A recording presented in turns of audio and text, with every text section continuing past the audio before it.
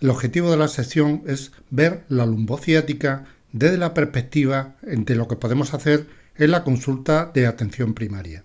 Para comenzar, es decir que el verdadero problema de salud no lo constituye la lumbociática, sino la lumbalgia. En primer lugar por su frecuencia. De hecho es la segunda causa de consulta más frecuente en la atención primaria y la primera por problemas de origen osteomuscular.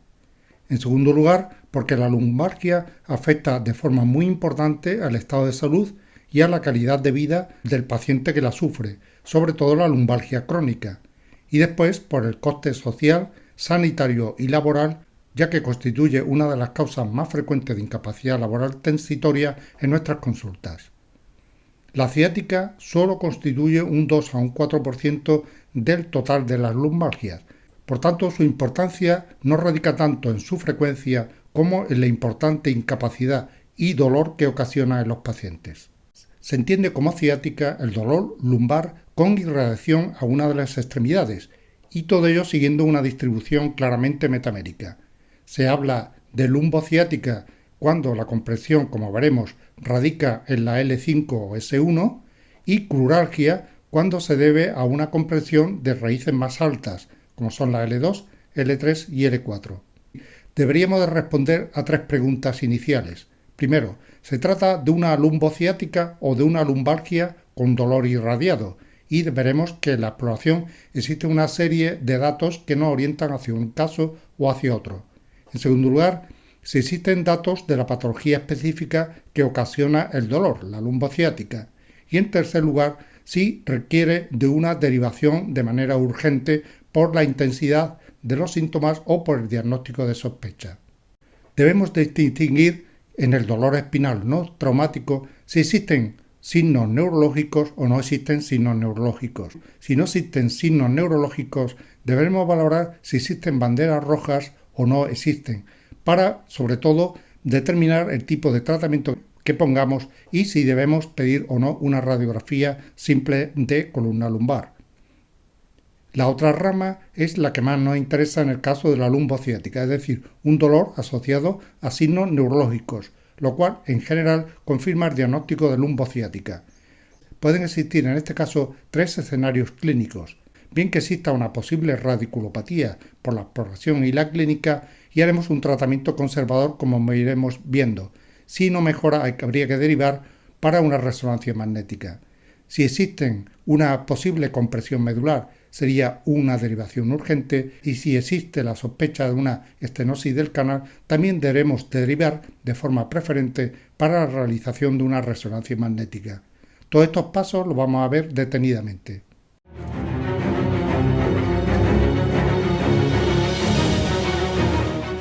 En primer lugar, en la historia clínica debemos de obtener una serie de datos que son muy importantes para orientar el cuadro clínico.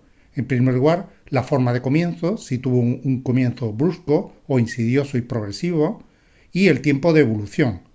La localización e irradiación, que por definición en los casos de lumbociática el dolor debe estar por debajo de la rodilla, generalmente incluso llegando hasta el dedo pulgar. Descripción de los síntomas, que con frecuencia van a presentar características neuropáticas, con disestesias, etc. La respuesta a tratamientos previos que haya hecho el paciente, ya que nos puede orientar sobre la eficacia de los mismos y, muy importante también, el impacto que está teniendo sobre su actividad diaria. En segundo lugar, y como factor clave, es la exploración, ya que es fundamental para confirmar el diagnóstico de lumbociática, conocer más exactamente las características del dolor, detectar, como ahora veremos, síntomas de alarma y comprobar las limitaciones físicas que refiere el paciente. En primer lugar, debemos de valorar la movilidad de la columna mediante la flexión, la extensión de la columna lumbar, la rotación y la lateralización. Asimismo, es importante comprobar, para detectar debilidad muscular, la capacidad que tiene el paciente de andar en puntillas o sobre los talones. Un dato clínico muy importante y que sigue manteniéndose a pesar de todo el tiempo transcurrido es el signo de la Segue. El signo de la Segue consiste con la rodilla totalmente extendida y el paciente tumbado en decúbito supino sobre la camilla. Nosotros elevamos de forma pasiva la pierna. Normalmente debe de aparecer dolor entre 60 y 70 grados. Un dolor que se inicia en la zona lumbar y, sobre todo lo más importante, que se irradia por la cara posterior de la pierna, por debajo de la rodilla y, como dije anteriormente, puede llegar hasta el dedo pulgar.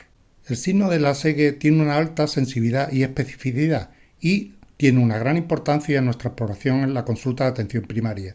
Si el SEGE es positivo, debemos comprobar si aparece dolor en la pierna afecta al elevar la pierna contralateral, que sugiere con gran sensibilidad que el SEGE efectivamente es positivo y debe movernos a realizar una valoración neurológica más en profundidad. Si el dolor al realizar la maniobra de la SEGE aparece solo en la cara posterior del muslo, puede ser que sea por un acortamiento y dolor en los isquiotibiales y para ello deberemos realizar la maniobra de Bragar, que consiste en subir la pierna completamente extendida como en la maniobra de la SEGE y quedarnos justo por debajo de la altura en la cual el paciente empieza a referir dolor por detrás de la pierna. En ese momento realizamos una flexión dorsal del pie y el dolor reaparecerá. Eso confirma que el SEGE es positivo y no se debe a un dolor de los isquiotibiales. Si al realizar la maniobra de la SEGE aparece dolor pero solo en la zona lumbar, sin irradiación, esto es muy sugestivo de una lumbalgia inespecífica. Ante la sospecha firme de la lumbociática, la presencia, por ejemplo, de un SEGE positivo, debemos realizar una valoración neurológica más en profundidad. En primer lugar, debemos de valorar el déficit motor y su origen radicular. Así, cuando la afectación es el de L2, se afectan fundamentalmente los flexores de la cadera, L3 los extensores de la rodilla, como vemos en la imagen, L4 los dorsiflexores del pie, como vemos también en la imagen, L5 se vería limitada la extensión del dedo gordo y en S1 se produciría una debilidad de los flexores plantares. La valoración neurológica mediante los reflejos osteotendinosos. La disminución o ausencia del reflejo rotuliano sugiere una afectación de las raíces lumbares superiores, L2, sobre todo L3 y L4, mientras que la ausencia del reflejo aquileo habla a favor de una lesión más baja, es decir, que afecta a L5, sobre todo a la S1 y S2. Asimismo, debemos complementar la exploración mediante la valoración de la función sensitiva siguiendo las metámeras que podemos sospechar están afectadas por la exploración, como vemos en la imagen. En el cuadro de la diapositiva vemos las distintas irradiaciones del dolor dependiendo del nivel de afectación, L4, L5 y S1. Por tanto, si tenemos un paciente que tiene un dolor lumbar con radiculopatía, que tiene una debilidad muscular, una disminución de los reflejos osteotendinosos y con frecuencia la presencia de disestesias en territorios que van acorde con el resto de la exploración, podemos concluir que el paciente efectivamente tiene una ciática con un alto grado de fiabilidad. Además de toda esta exploración física, debemos medir la intensidad del dolor, para lo cual nos puede servir la escala visual de la EVA, y también valorar la funcionalidad y discapacidad, así como la afectación de la calidad de vida. Para ello existen una serie de escalas que son importantes que tengamos en nuestra consulta. Con toda esta valoración que hemos hecho mediante la historia clínica y la exploración, debemos de contestar la tercera pregunta, es decir, existen datos de alerta que nos hagan que debemos de derivar con una cierta premura al paciente y para ello nos basamos en los datos obtenidos. Por tanto, debemos de considerar como señales de alerta de patología potencialmente grave, como pueden ser neoplasias, infecciones, espondiloartropatía inflamatoria o una fractura vertebral en el contexto de una paciente con osteoporosis, debemos de indicar una derivación preferente. Serían, por ejemplo, casos de traumatismos graves o leves en pacientes con diagnóstico de osteoporosis o potencialmente osteoporóticos, sobre todo en pacientes ancianos, que tengan antecedentes de neoplasia, de infección por el VIH o inmunodeficiencias. Síntomas constitucionales que acompañen a la lumbociática, como puede ser fiebre, pérdida de peso o malestar general, la toma prolongada de corticoides, la adicción a drogas por vía parenteral, que aumentan el riesgo de desarrollar infecciones a nivel de la columna, que el dolor tenga un ritmo inflamatorio, es decir, que no mejore claramente con el reposo, incluso que haga al paciente salir de la cama porque le duele más todavía, que tenga una edad superior a 55 o inferior a 20 y que tenga antecedentes recientes de una instrumentalización de la vía urinaria, sobre todo pensando en patología prostática.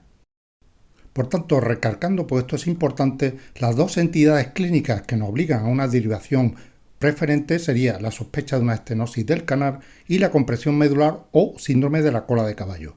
Es decir, las indicaciones que hemos dicho anteriormente deberíamos de valorar la derivación en los casos de que la valoración inicial aparezca un déficit neurológico significativo, como hemos dicho, pero que aparezca también una ciática hiperálgica no controlable con otros tratamientos que hagan sospechar una patología de base importante y, como hemos dicho, la sospecha de un síndrome de cola de caballo. Y en el seguimiento del paciente también deberemos de valorar una derivación más o menos preferente en los casos de una ciática de más de 6 a 8 semanas de evolución que no vaya bien con el tratamiento conservador o en los casos de una ciática recurrente e invalidante que sugiere que probablemente el paciente necesite de un tratamiento quirúrgico.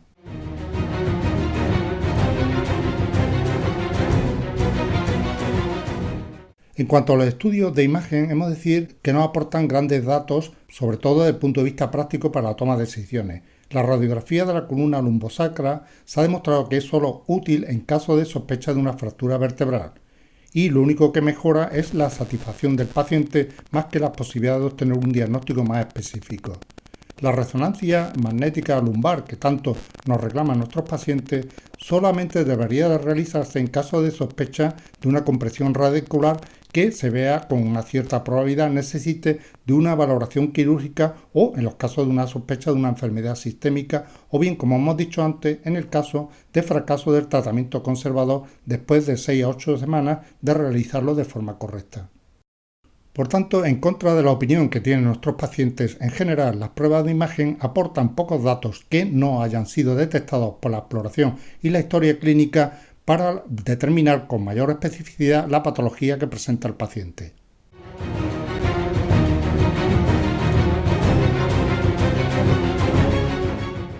Entramos ahora en el tratamiento de la lumbociática en atención primaria.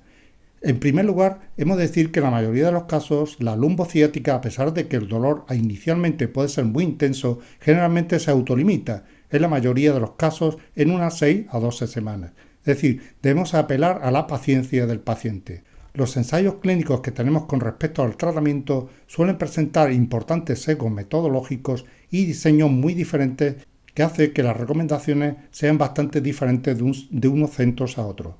Este tratamiento puede ser no farmacológico, farmacológico y por último quirúrgico.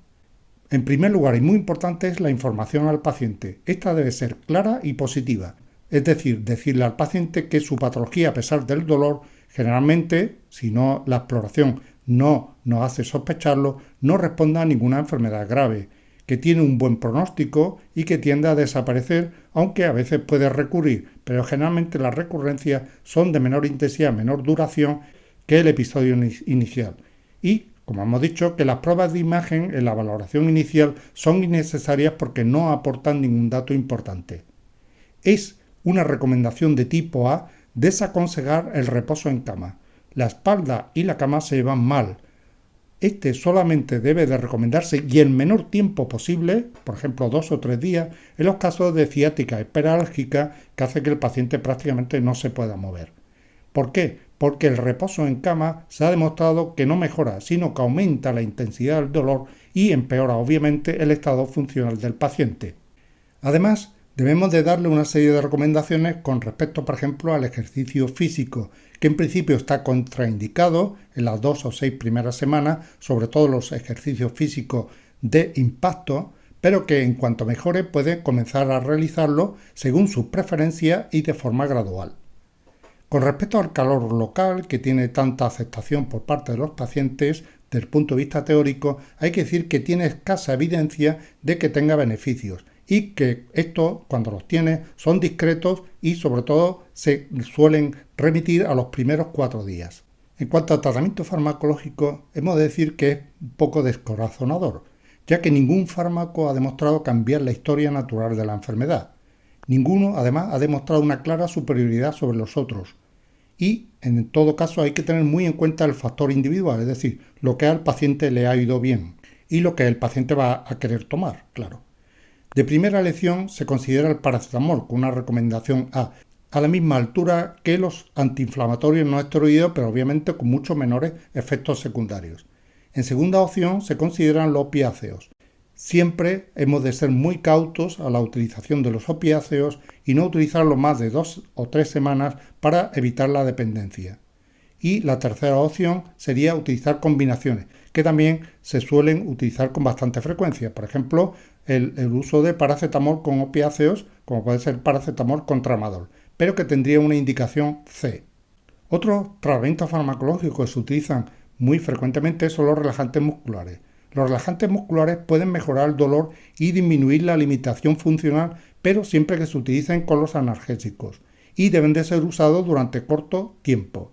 Los que tienen más evidencia de eficacia son la ciclobenzaprina y la ticinadina, pero ambos deben de ser, como digo, utilizados poco tiempo. Los anticonvulsivos, es decir, la pregabalina y la gabapentina, no se recomiendan para su uso generalizado en la ciática, ya que no tienen demostrada una eficacia real. Puede considerarse su uso en caso de dolores reverdes a otros tratamientos o bien cuando se prolongue, por ejemplo, el tratamiento analgésico, o bien, sobre todo, si el paciente presenta síntomas neuropáticos importantes, pero que hay que tener en cuenta que es un grupo farmacológico que está muy en duda su eficacia en los cuadros de lumbociática. Otro grupo farmacológico ampliamente utilizado pero que no tiene evidencia son los corticoides sistémicos. Por tanto, no se deben de recomendar como tratamiento estándar en los pacientes con lumbociática. También los corticoides en inyección epidural, que puede ser una alternativa para mejorar el dolor transitoriamente, sobre todo en los casos de ciática hiperálgica, y en espera de que se produzca la resolución espontánea, sobre todo en la ciática, debido a una hernia discal contenida. En tercer lugar, tenemos los tratamientos no farmacológicos, como son la fisioterapia, que puede ser activa o pasiva, y que mejora el dolor a corto plazo, siendo una recomendación de tipo B. Las manipulaciones vertebrales, que en general se contraindican. La acupuntura, que tiene una indicación de tipo B y que no se debe recomendar como un tratamiento estándar de la ciática, pero que hay que valorar mucho las preferencias del paciente. El uso de corsés, de TENS, de la rizolisis o de la quimionucleólisis no tienen una evidencia importante con respecto al tratamiento de la lumbociática.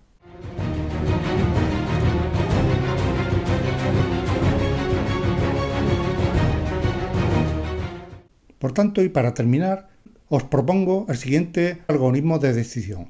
Si acude a nuestra consulta un paciente con una lumbalgia, con un dolor radicular, en primer lugar deberíamos realizar una historia clínica y una exploración con los datos que ya hemos analizado, y con el fin de valorar la presencia de banderas rojas, hacer el diagnóstico diferencial con otras patologías que no son lumbociáticas y ver el nivel de afectación, tanto física, psicológica como social y laboral. Si el paciente presenta banderas rojas, habría que valorar la petición de pruebas complementarias, en nuestro caso, y la derivación preferente, y poner un tratamiento farmacológico recomendando también un reposo relativo. Si el paciente no presenta una bandera roja, es decir, que no orienta hacia una patología que requiera de una valoración traumatológica preferente, debemos recomendar un reposo relativo, evitando el reposo en cama y poniendo un tratamiento analgésico, como hemos visto, fundamentalmente en base a paracetamol. Debemos de citar al paciente y hacer una valoración semanal.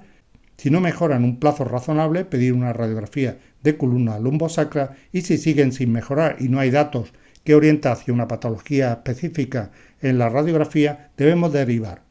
Y si no tiene un tratamiento quirúrgico, debemos valorar su envío, si no lo hace el especialista, a rehabilitación, recomendar la mejoría con ejercicios, higiene de la espalda y realizar un seguimiento a largo plazo.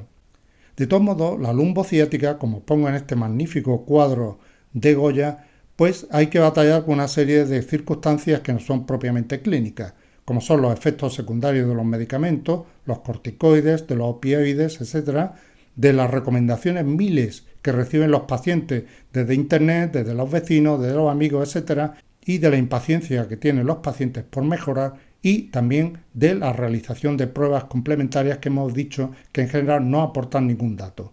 Y por último, como veis al final, está el burrito de cuándo le daremos el alta al paciente.